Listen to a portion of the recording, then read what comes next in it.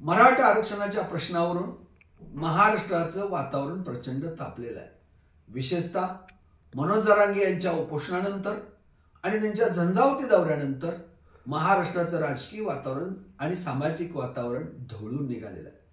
मराठा समाजाला आरक्षण असावं का नसावं, त्यांचा समावेश ओबीसीत करावा का स्वतंत्रपणे आरक्षण द्यावं का त्यांना आरक्षणच देऊ नये, अशा पद्धतीचा तर्कवितर्क संपूर्ण महाराष्ट्रामध्ये सुरू आहे.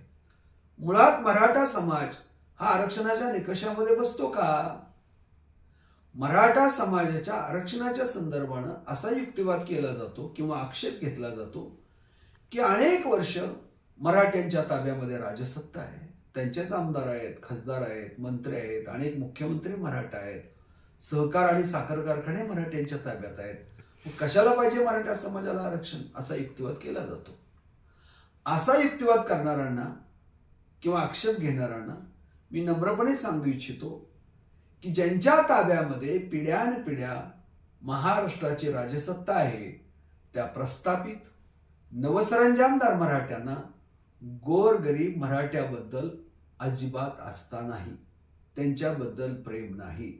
ज्या पद्धतीनं माननीय भुजबळ साहेब, वडेट्टीवार साहेब पोटतिडकीनं ओबीसीच्या प्रश्नासाठी रस्त्यावरती येतात, तसा एकही सत्तेतला आणि विरोधातला मराठा नेता गोरगरीब मराठ्यांना न्याय मिळाला पाहिजे, त्यांना आरक्षण मिळालं पाहिजे यासाठी आवाज उठवताना आपल्याला दिसत नाही.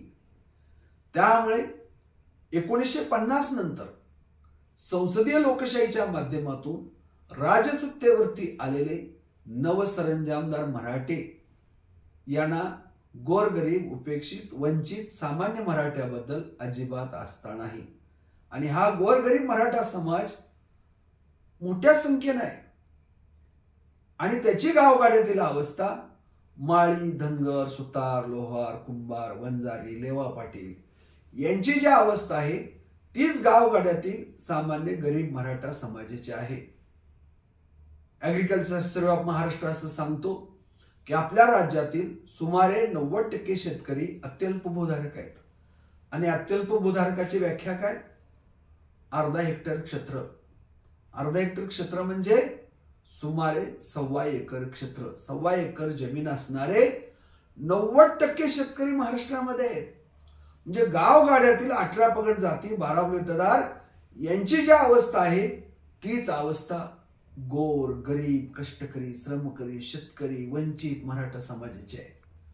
म्हणून मनोज जरांगे यांचं आंदोलन, यांचा लढा हा गोरगरीब मराठ्यांचा लढा आहे. हा गोरगरीब मराठ्यांचा उद्रेक आहे. हा गोरगरीब मराठा समाज हा प्रचंड निराश झालेला आहे, वैतागलेला आहे, संतापलेला आहे. त्याच्या लक्षात आले कोणता राजकीय पक्ष आपला प्रश्न सोडवू शकत नाही. आणि म्हणून मनोज जरांगे यांना मिळणारा प्रतिसाद हा गरीब मराठ्यांचा उद्रेक आहे, हे आपण सर्वांनी समजून घेतलं पाहिजे. भारताच्या इतिहासामध्ये अशी इतकी मोठी सभा झाली नाही. सुमारे 1 कोटी लोक मनोज जरांगेंच्या सभेला येतात. याचा अर्थ काय? हा गरीब मराठ्यांचा आवाज आहे, गावगाड्यातील उपेक्षित, वंचित मराठ्यांचा आवाज आहे. आणि गावगाड्यातील मराठा समाजाची अवस्था अत्यंत दयनीय आहे. त्यांच्या शिक्षणाचा प्रश्न आहे, त्यांच्या नोकरीचा प्रश्न आहे, त्यांच्या उदरनिर्वाहाचा प्रश्न आहे.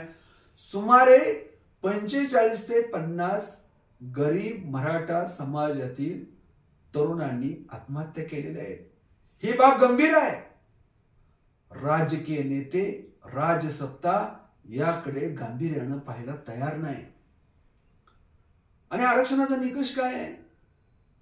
एखादा समुदाय गरीब आहे का श्रीमंत आहे, राजसत्तेत आहे का नाही, हा आरक्षणाचा निकषच नाही. सामाजिक आणि शैक्षणिक दृष्ट्या मागास असणाऱ्यांना आरक्षण, असं संविधान आपलं सांगतं. घटनेतील कलम क्रमांक 340. सामाजिक आणि शैक्षणिक दृष्ट्या जे मागास आहेत त्यांना आरक्षण. मराठा समाजात सामाजिकदृष्ट्या मागास आहे का पुढारलेला आहे? तो शैक्षणिक दृष्ट्या मागास आहे का पुढारलेला आहे? गावगाड्यातील शेतकरी जातीची जी अवस्था आहे, 18 पगड जाती, 12 बलुतेदार, तीच अवस्था गोरगरीब मराठ्यांची आहे. तो शैक्षणिक दृष्ट्या मागासलेला आहे, तो सामाजिक दृष्ट्या मागासलेला आहे. मराठा समाज जर का सामाजिक दृष्ट्या पुढारलेला असता तर छत्रपती शिवाजीराजेंच्या राज्याभिषेकाला विरोध झाला नसता. तुम्ही शूद्र आहात, तुम्हाला राज्याभिषेक करण्याचा अधिकार नाही. हा युक्तिवाद केला. संत तुकारामांनी अभंग लेखन केलं, ज्ञानक्षेत्रामध्ये प्रवेश केला, तर त्यावेळी त्यांची अभंगाची गाथा इंद्रायणी बुडवण्यात आली. त्यांना शूद्र म्हणून त्यांची अवहेलना करण्यात आली, त्यांचा अधिकार नाकारण्यात आला. तीच अवस्था राजर्षी छत्रपती शाहू महाराज, छत्रपती शिवाजीराजांच्या कोल्हापूर गादीचे अधिपती, त्यांना वेदोक्ताचा अधिकार नाकारण्यात आला. आपल्याला माहितीये यादव खोले प्रकरण. यादव एका मराठा स्त्रीला खोले नावाच्या ब्राह्मण स्त्रीनं, तू शूद्र आहे, तू मागास आहे, म्हणून माझा स्वयंपाक करण्याचा तुला अधिकार नाही, ही अलीकडच्या काळामध्ये घडलेली घटना आहे. त्यामुळे मराठा समाज हा पुढारलेला आहे, तो क्षत्रिय आहे, हे वास्तव नाही. आणि सर्वात महत्वाचा संदर्भ संत तुकाराम महाराजांची गाथा, अभंगाची गाथा मध्ययुगीन काळातील महत्वाचा संदर्भ ग्रंथ आहे, प्रमाणभूत ग्रंथ आहे. त्यामध्ये संत तुकाराम महाराज म्हणतात, बरे झालो देवा कुणबी केलो, नाहीतर दंभेच असतो मेलो. कुणब्याच्या घरी जन्माला आलो याचा मला अभिमान वाटतो. आणि छत्रपती शिवाजीराजांचा समकालीन पोवाडा, अज्ञानदासांनी लिहिलेला शिवाजीराजांचा पोवाडा, त्यामध्ये छत्रपती शिवाजीराजांचा उल्लेख देखील कुणबी करण्यात आलेला आहे. म्हणजे याचा अर्थ असा आहे, कुणबी आणि मराठा वेगळे नाहीत, एकच आहेत.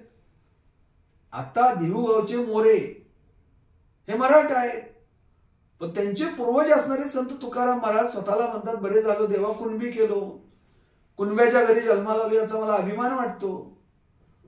म्हणजे आजचा मराठा समाजा मूळचा कुणबी आहे. कुणबी आणि मराठा यामध्ये कोणत्याही स्वरूपाचा सांस्कृतिक, सामाजिक आणि अँथ्रोपॉलॉजिकल असा कोणत्याही स्वरूपाचा भेदभाव नाही. त्यामुळे मराठा समाज हा आरक्षणाचे सर्व निकष पूर्ण करतो. त्यामुळे मराठा समाजाला सरसकट आरक्षण देणं हा महाराष्ट्र सरकारचं कर्तव्य आहे. आणि मराठा आरक्षण हा सर्वसामान्य गोरगरीब कष्टकरी श्रमकरी मराठ्यांचा संविधानात्मक अधिकार आहे. केवळ राजकीय कारणामुळं आपली राजसत्ता जाईल, आपण निवडून येणार नाही, असा जर मराठा सर्वपक्षीय मराठा नेत्याचा समज असेल तर तुमची सत्ता गेली तरी चालेल, पण गरीब मराठा समाजाला आरक्षण पाहिजे. आज त्यांच्या शिक्षणाचा प्रश्न आहे, आज त्यांच्या फी भरायचा प्रश्न आहे, आज त्यांच्या प्रवेशाचा प्रश्न आहे, आज गरीब मराठा समाजाच्या नोकरीचा प्रश्न आहे. 50 मुलांनी आत्महत्या केल्या का? आनंदाने नाहीत केल्या. व्यथा वेदना समजून घ्या. याच्याकडे राजकीय दृष्टिकोनातून द्वेष भावनेनं पाहू नका. हा गोरगरीब मराठा समाजाचा आवाज आहे, उद्रेक आहे. त्यामुळे मराठा समाजाला आरक्षण मिळालं पाहिजे अशी आमची प्रामाणिक भूमिका आहे. धन्यवाद.